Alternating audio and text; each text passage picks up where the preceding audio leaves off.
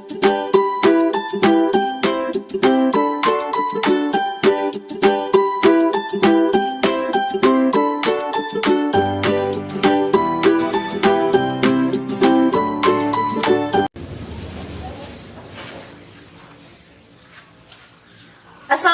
warahmatullahi wabarakatuh. Waalaikumsalam warahmatullahi wabarakatuh. Salam pramuka. Salam. Halo adik-adik. Hai.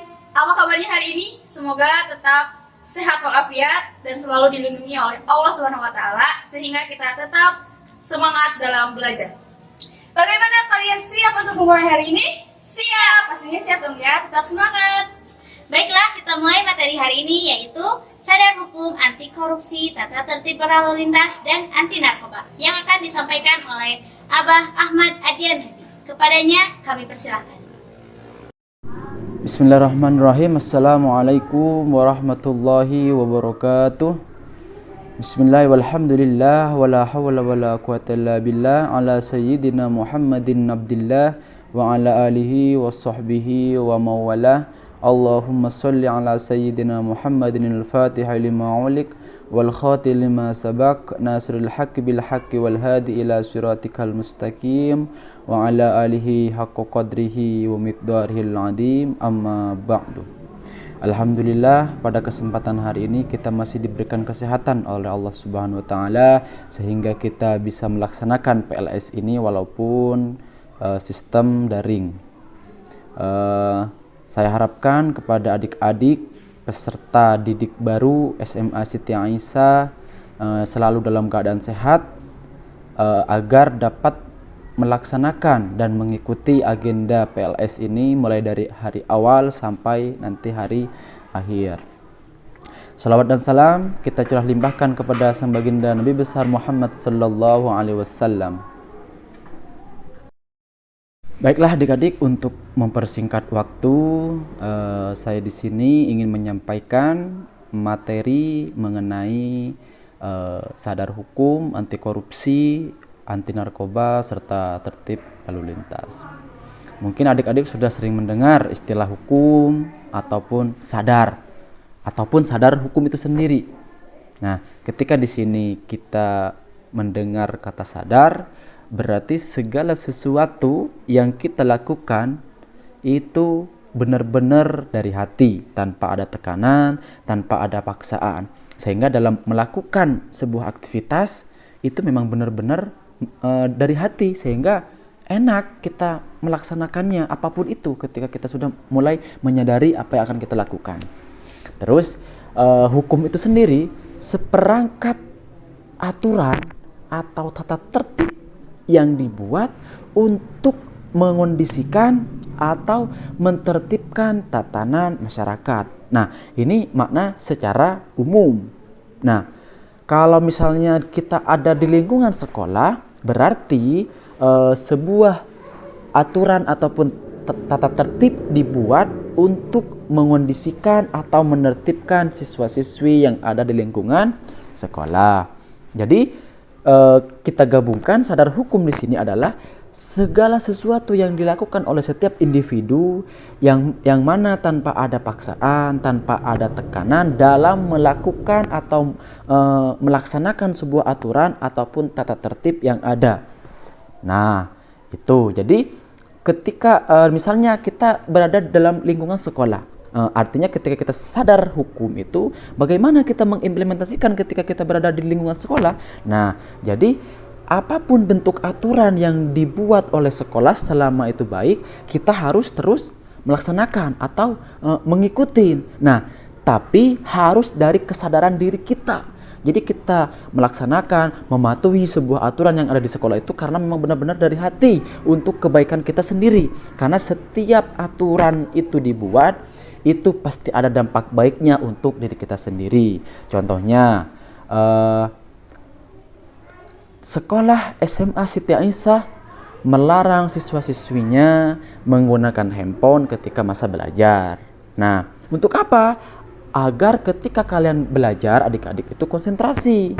Nah, itu kan ada dampak baik untuk adik-adik ketika melakukan aktivitas tanpa ada gangguan-gangguan hal lainnya seperti handphone ataupun apapun itu, sehingga kita bisa fokus dan konsentrasi. Ketika kita sudah berada di lingkungan sekolah, ya udah, apapun yang ada di sekolah, aktivitas sekolah kita laksanakan dengan baik. Begitu. Jadi adik-adik, pentingnya sadar akan hukum itu sejak dini, harus dibiasakan sejak dini.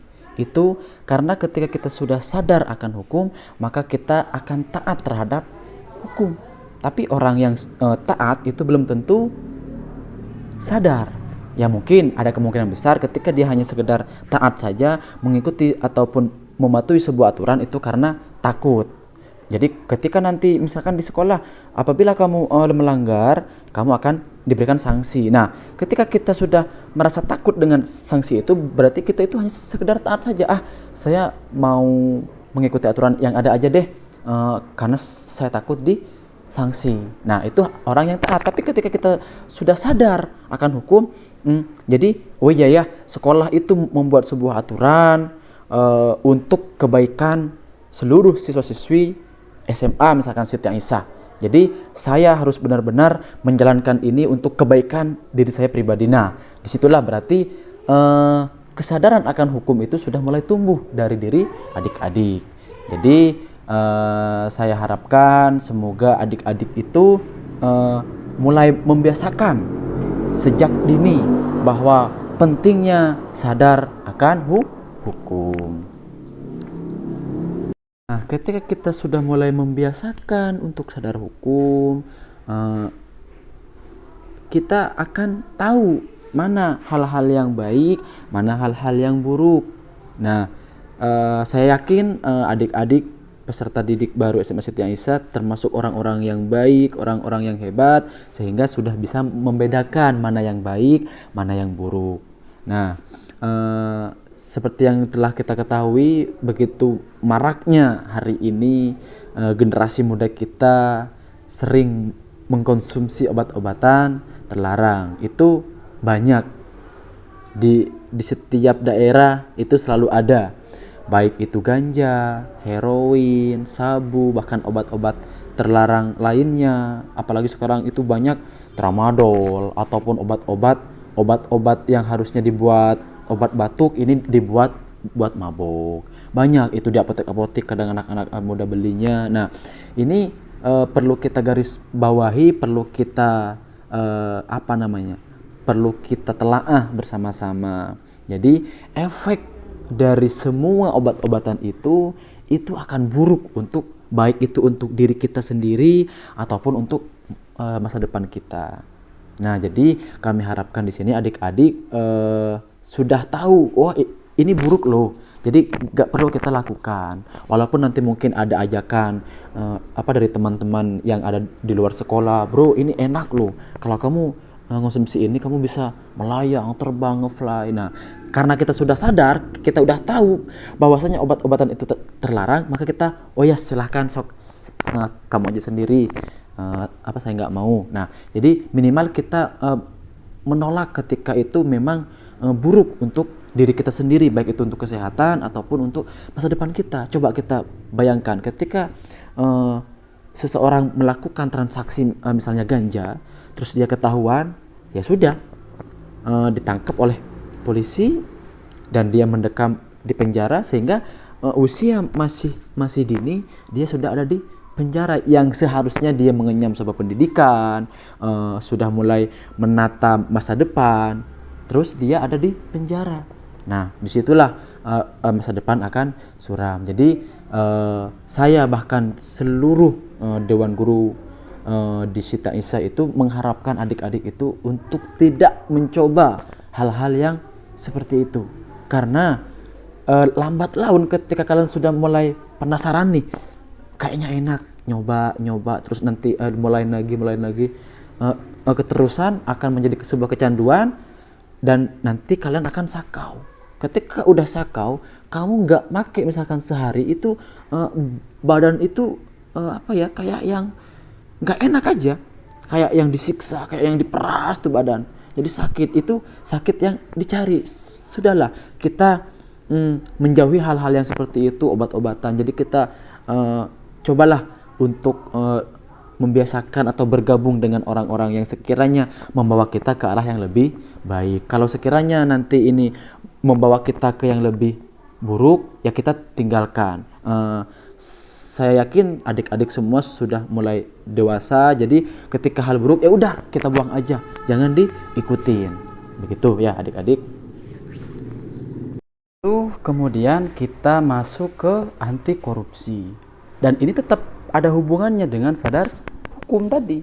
Ketika kita sudah sadar, maka kita akan mengetahui mana yang menjadi hak orang lain, mana yang menjadi hak pribadi, mana yang harus kita lebih diprioritaskan, mana yang harus kita tinggalkan, mana yang menjadi kepentingan umum, mana yang menjadi kepentingan khusus. Nah, ini penting untuk dibiasakan sejak dini. Itu. Ketika kalian sudah mendengar istilah korupsi, berarti itu sudah mengambil hak orang lain. Semacam pencuri lah kalau bahasa kasarnya. Mencuri hak orang, mencuri hak rakyat. Yang seharusnya sumbangan ini diberikan kepada masyarakat, dia malah diambil sendiri. Memperkaya diri sendiri, sehingga rakyat yang seharusnya menerima hak itu ataupun sumbangan itu jadi tidak menerima. Nah, kita sebagai pemuda atau generasi bangsa, adik-adik yang mana masih muda, masih segar, harus membiasakan hal-hal baik. Jadi jangan sampai kebiasaan buruk mengambil hak orang lain. Contohnya, ketika ketua kelas, sekretaris bendahara, ketua menyampaikan untuk melakukan iuran setiap minggu sekali sebesar 2.000 misalnya. Nanti dikumpulkan di bendahara. Ketika uang sudah kekumpul di bendahara, sama bendaharanya malah dipakai jajan misalnya, dipakai makan ataupun apapun itu yang dinikmati oleh sendiri. Nah, itu kan sudah mengambil hak orang lain. Yang harusnya uang itu digunakan untuk kebutuhan kelas, misalnya beli sapu, beli tong sampah, ataupun spidol, ini malah dimakan sendiri. Nah, kebiasaan kecil yang seperti ini, itu jangan dianggap remeh. Ketika kalian sudah terbiasa memakan atau mengambil hak orang lain, ada kemungkinan besar nanti ketika sudah terbiasa, di usia tua nanti, itu akan terus dilakukan. Sehingga ketika mungkin kan kita nggak tahu, barangkali dari adik-adik nanti bakal ada jadi presiden, bakal jadi bupati, gubernur, bahkan menteri-menteri ataupun elemen lainnya. Ketika kebiasaan buruk itu dilakukan dan terus menerus, itu secara tidak langsung nanti akan menjadi sebuah kebiasaan, mengambil hak orang lain, mencuri, gitu loh. Jadi mari kita budayakan hal-hal baik itu sejak dini. Memahami hak saya mana, hak orang lain mana. Jangan sampai kita mengambil hak orang lain. Oke, selanjutnya terkait dengan tertib lalu lintas. Sebagaimana yang telah kita ketahui, dalam setahun korban meninggal akibat kecelakaan itu mencapai di angka 1,3 juta. Artinya setiap harinya itu bisa mencapai 300 orang yang meninggal akibat kecelakaan. Nah, jadi faktor-faktor dan penyebab dari sebuah kecelakaan itu terjadi karena pertama bisa jadi faktor dari manusianya, bisa dari kendaraannya, bisa juga dari karena faktor jalannya. Kalau faktor manusianya, jadi ketika adik-adik mungkin sedang sakit, sedang gak enak badan ataupun sedang lemas, diupayakan jangan sampai menggunakan kendaraan, lebih baik diantar saja oleh orang tuanya. Apalagi nggak punya SIM kan gitu, jadi alangkah baiknya dianterin saja untuk meminimalisir terjadinya kecelakaan. Terus juga yang kedua itu bisa jadi faktor kendaraan yang kurang baik, ataupun mungkin remnya yang kurang enak, ataupun mungkin faktor mesin lainnya sehingga nanti bisa menyebabkan misalnya mogok di tengah jalan, tiba-tiba mati mesinnya. Nah, itu kan nanti bisa memicu sebuah kecelakaan gitu kan. Terus juga faktor dari jalan. Jadi ketika jalan yang nggak enak itu Jadi diupayakan kita harus hati-hati atau pelan-pelan ketika nanti ada jalan yang bolong itu kalau kita ngebut, nah si kondisi kendaraan kita itu kan tidak stabil. Nah itu juga yang bisa menyebabkan sebuah kecelakaan.